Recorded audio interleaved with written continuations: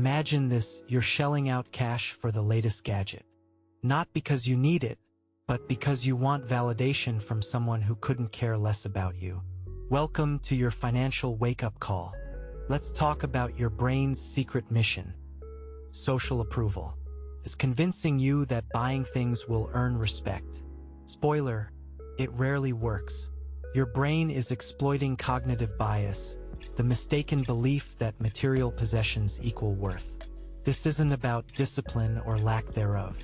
It's about a neural glitch that prioritizes external validation over financial stability. Every purchase meant to impress is a dollar diverted from your actual goals. Fast forward to the psychological mechanism, loss aversion. Your brain hates the idea of losing out on social currency. Ironically, you end up losing money instead. It's a paradox where loss aversion leads to actual financial loss. You think you're buying acceptance, but you're really buying regret. The cost of this cycle is not just money, it's peace of mind. And yet, your brain tricks you into thinking you're winning. Here's the kicker: mental accounting. It's the brain's way of justifying unnecessary expenses. It's just a small splurge, you tell yourself, but the brain doesn't tally these as losses. Instead, it files them under necessary expenses for social survival. This glitch allows you to rationalize spending on things that, in the grand scheme, are utterly irrelevant. Meanwhile, your bank account tells a different story. Let's destabilize the myth further. Sunk cost fallacy. You've invested so much in this facade, you think you can't turn back. But here's the uncomfortable truth. Doubling down on a bad investment won't make it good. Your brain's glitch insists that changing course means admitting defeat. Newsflash: real defeat is financial ruin. The cycle perpetuates because you fear wasted effort more than wasted money. So, you think you're a rational buyer, right? Let's dissect that illusion. The internal protocol you believe you're following is about strategic spending. But your brain is running on autopilot, dictated by subconscious desires for approval. You assume discipline guides your purchases. Yet, the real puppet master is your brain's glitchy algorithm, mistaking spending for social survival. It's not you. It's a flawed internal system. Enter decision fatigue. The more choices you make, the less rational they become. You think your last purchase is a carefully considered decision. In reality, it's the result of mental exhaustion. Your brain prefers the path of least resistance, often leading to impulsive buys. Decision fatigue makes you a prime target for spending traps. The irony? Each purchase feels like a solution but adds to the problem. The glitch continues with scarcity mindset. Your brain tells you that you must grab opportunities before they're gone. But here's the catch. Sales and limited offers exploit this bias. You end up buying things you don't need, driven by fear of missing out. It's a programmed reaction, not a conscious choice. Scarcity mindset drains your wallet while convincing you it's an act of prudence. The truth is, scarcity is often artificially constructed. Now, let's talk about social proof. You see others buying, so you assume it's the right move. Your brain loves conformity. It mistakes following the crowd for making smart decisions. But here's the irony.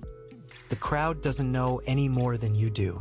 Social proof is a glitch, leading you to mimic behaviors rather than evaluate their necessity. You become a financial lemming, marching toward fiscal cliffs. Lastly, meet the status quo bias. Change feels risky, so you stick with familiar spending habits. Your brain equates comfort with safety, but safety nets are not always financial. The irony is, clinging to comfort zones leads to greater risks. This bias keeps you in a loop of imprudent spending. The status quo is a glitch that masquerades as stability while eroding your financial health. Your brain needs reprogramming. Let's calculate the real cost of this pattern over a lifetime. Think about every unnecessary purchase made to impress. Now, multiply it by years, even decades. The number is staggering. What you lose isn't just money but opportunity. Each dollar spent is a dollar not invested. Consider the compounded growth of those missed investments. Instead of building wealth, you've constructed a monument to fleeting approval. That's the cost of the glitch. Here's the flip. This same mental wiring can be an evolutionary tool. The desire for social approval, when redirected, can drive you toward genuine success. If you channel the need to impress into personal growth, you leverage your cognitive bias for progress. Instead of spending, you invest in skills, experiences, and relationships that yield real returns. Your brain's need for validation becomes a catalyst for meaningful achievement. Let's talk about reallocation. The same mental energy spent on purchasing can refocus on long-term goals. By redefining what impresses you, you change the game. Seek approval not from others, but from your future self. Imagine looking back and appreciating the choices that built wealth, not debt. Your brain's glitch is now recalibrated, transforming validation seeking into a tool for financial growth. Remember, your brain's wiring isn't a flaw. It's a feature that needs a software update. The same protocols can enhance your life if you direct them wisely. Imagine the satisfaction of using social proof to align with financially savvy peers, or using loss aversion to protect your investments. Your mind is a powerful tool, not a saboteur. It just needs better instructions. The irony? This same drive for approval can become your greatest ally. When redirected, it fuels ambition and persistence. It's no longer about impressing others, but impressing the right values upon yourself. This makes your brain a collaborator in your financial journey, not an adversary. The cost of impressing those you hate morphs into the reward of impressing the self you aspire to be. Here's your new protocol. Question every purchase with ruthless honesty. Ask yourself, who does this really impress? If the answer isn't you, reconsider. This isn't about deprivation. It's about alignment. Align your spending with your values, not others' opinions.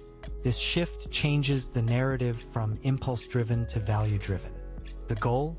To make every dollar reflect your true priorities, not society's noise. Your next step? Implement a pause protocol. Before every purchase, take a 24-hour pause. This disrupts impulsive buying. It allows your logical brain to catch up with your emotional impulses. During this pause, evaluate necessity and impact. This simple delay can prevent countless financial missteps. You transform from a reactive buyer into a strategic investor in your own life. Next, practice selective ignorance. Unsubscribe from noise, emails, ads, social media influencers. The less exposure to unnecessary temptations, the fewer impulses to manage. This isn't about isolation. It's about control. Control what influences your financial decisions. By curating your inputs, you protect your financial outputs. It's a firewall for your spending habits. You choose what enters your financial ecosystem. Consider setting clear goals with timelines. Goals transform your brain's need for validation into motivation. When goals are time-bound, they create urgency without impulsivity. This is structured ambition. Your brain now has a roadmap, not just a vague desire for approval. The irony? By focusing on your own milestones, you inadvertently impress others with genuine achievement. Finally, embrace the power of saying no. No to unnecessary purchases. No to societal pressures. No to financial self-sabotage. Saying no isn't a restriction. It's an act of empowerment. It reclaims your autonomy. Your brain learns to associate no with freedom, not loss. The paradox? By saying no to impressing others, you say yes to impressing your future self. Now let's crystallize the protocol. Your one sharp, strategic behavioral shift. Prioritize invisible assets. What are invisible assets? Skills, knowledge, and experiences. They don't scream for attention but quietly build your foundation. Instead of buying to impress, invest in what can't be seen yet pays dividends for a lifetime. This shift rewires your brain to value substance over surface. It's a fundamental change in your spending algorithm. Let's redefine your relationship with money. View it as a tool, not a trophy. Money is a means to build, not a metric for social status. This perspective shift stops the cycle of spending for appearances. It aligns financial choices with genuine well-being. Ironically, this makes you more impressive than any purchase ever could. Your financial strategy becomes a reflection of internal value, not external validation. Consider this: every dollar saved is a vote for your future self. Each time you resist the urge to buy for approval, you're investing in future freedom. This isn't about deprivation. It's about prioritization. Your brain learns to associate savings with empowerment. Each saved dollar is a step closer to financial autonomy. This shift in mindset transforms your financial life from reactive to proactive. The irony? The less you focus on impressing others, the more impressive you become. Real confidence stems from financial security and personal growth. It's not a new gadget or designer label. It's the quiet assurance that you're building a life on your terms. This reframing flips the script. Instead of chasing approval, you become the person others seek to emulate. Here's the mic drop. Stop buying things to impress people you hate. Impress yourself with the life you build. Reprogram your mental framework. Transform financial glitches into growth strategies. Your brain isn't the problem. It's your secret weapon. Use it wisely, and you'll find that true wealth is never about what you own, but what you create. And that, dear viewer, is the ultimate power move. Picture this. Every purchase is a dialogue between your present self and future self. Your present self wants instant gratification, a quick dopamine hit from buying that flashy item. But your future self craves stability, success, and satisfaction that go beyond material possessions. The irony is, your future self holds the key to real happiness, not the fleeting approval of people you don't even like. This internal conversation is your new financial compass. Dive deeper. What if every impulse to impress is actually a signal for self-reflection? Your brain's glitch can be harnessed as a prompt to reevaluate your true desires. Instead of asking, "What will they think?" ask, "What do I want to achieve?" This reframing turns external pressure into internal motivation. The brain's wiring isn't the villain. It's a reminder that priorities need constant realignment. Consider this radical thought. Financial freedom isn't a destination, but a journey of intentional choices. Every choice you make is a step toward or away from autonomy. Your brain loves patterns, so create ones that lead to freedom, not debt. This continuous journey rewires your brain to see every dollar as a building block, not just a fleeting resource. It's a marathon, not a sprint, and your brain is your best coach. Imagine the ripple effect. When you stop buying to impress, you influence others to reconsider their choices. You become a beacon of financial sanity in a world obsessed with appearances. This shift not only impacts your bank account, but also the financial ecosystem around you. You inspire others to focus on meaningful growth over superficial gains. Your actions become a catalyst for collective change. The final perspective: you're not just rejecting the need to impress others. You're embracing the freedom to impress yourself. The freedom to live unburdened by unnecessary debt, to choose experiences over things. This isn't just a financial strategy, it's a lifestyle overhaul. Your brain's glitch becomes your life's guide, steering you toward a horizon where true wealth is defined by inner fulfillment, not outer validation. Let's bring it full circle. The real bug in the system isn't your spending habits, but the belief that they define your identity. When you equate your worth with your purchases, you're running an outdated software. The truth is, your identity is built on values, not valuables. This realization is your hard reset. You're not what you buy. You're the choices you make. This shift in awareness is your antivirus against societal pressure. Time to debug your financial life. Every impulse to spend should trigger a system check. What's driving this decision? Is it a genuine need or a knee-jerk reaction to impress?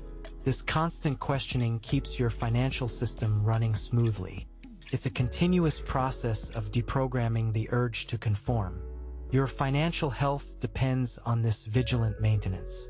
And remember, the best systems are those that adapt and evolve over time. Imagine a life where your spending aligns perfectly with your goals. This isn't a distant dream. It's a tangible outcome of intentional rewiring. Your brain is a machine designed for efficiency. By aligning your financial behavior with your core aspirations, you streamline your life. The clutter of unnecessary purchases fades, making room for clarity and purpose. When you consolidate focus, you amplify results. The beauty of this approach, it doesn't just change your spending, it transforms your perspective. You begin to see money as a tool for crafting your life, not as a means to emulate others. This mental pivot is the cornerstone of financial autonomy. You're not just saving money, you're saving yourself from the traps of comparison and competition. The wealth you build is internal, reflected in peace and fulfillment. Let's close with a stark truth. Impressing people you hate is the ultimate paradox of waste. It's a cycle of expenditure that never leads to satisfaction. Break free by redirecting that energy inward. Impress yourself by building a life of substance, not spectacle. The real victory is living according to your own terms. It's a quiet revolution of the mind, where real wealth is not what you own, but who you become.